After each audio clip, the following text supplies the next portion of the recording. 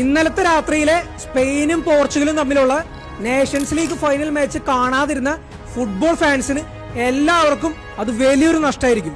Spain ആദ്യം goal അടിക്കുന്നു, Portugal തിരിച്ചടിക്കുന്നു. സ്പെയിൻ പിന്നെ അടിക്കുന്നു, പോർച്ചുഗൽ പിന്നീട് തിരിച്ചടിക്കുന്നു.